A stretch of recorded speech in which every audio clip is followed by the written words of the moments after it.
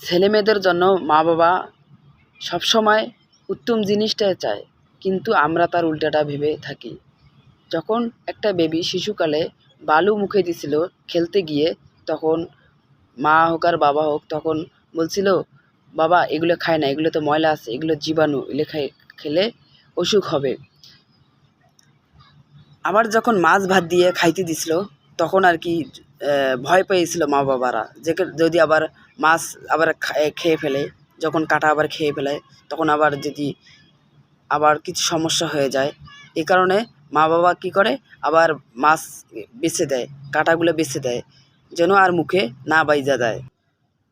আবার যখন বেবিকে নিয়ে মা যখন রাতে ঘুমাতে যায়, তখন অনেক রাতে বেবি কান্না করে উঠে, তখন মা লাফ দিয়ে উঠে তার কাপড় চেঞ্জ করে দেয়।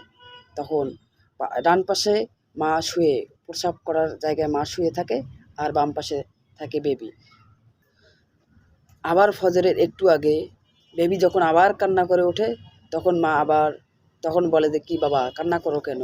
তখন বেবি বলে, বেবি তো কিছু বলতেই পারে না। তখন মা তার মুখের চাহনি দেখিয়ে তখন আবার বুকে দুধ তার মুখে দেয়। আর যখন একটা ছেলে বা মেয়ে বড় হয়ে যায়, তখন স্কুলে ভর্তি করে দেয় মা বাবা, ভালো একটা স্কুলে ভর্তি করে দেয়। আবার যখন স্কুল লাইফ শেষ হয়ে যায়, কলেজ লাইফ চলে আসে, তখন আবার ভালো একটা কলেজে ভর্তি করে যায়। এমনকি মা বাবা নিজে না খেয়ে ছেলে মেয়েদের জন্য রেখে দেয়, যে ছেলে আসতেছে, মেয়ে আসতেছে, এসে কলেজ থেকে এসে খাবে।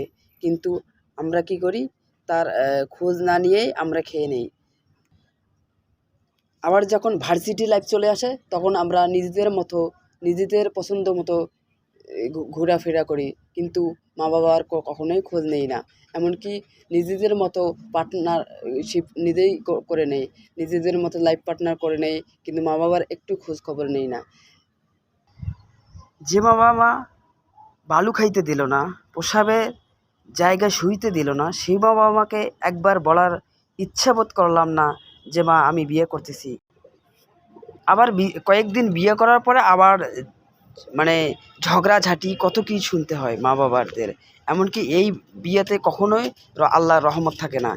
যে ভাই বোনেরা নিজের পছন্দ মতো বিয়ে করলো, মা বাবার অবাধ্য হয়ে বিয়ে করলো, সে যেন তার নিজের পায়ে নিজেই কুড়াল মারলো, এমনকি আল্লাহর রহমত থেকে সে নিরাশ হয়ে গেল। এমনকি আমার জানা মতে যারা নিজের পছন্দ মতো বিয়ে করে, ভালোবেসে বিয়ে করে, 99% ছেলেমেয়েরা অসুখী।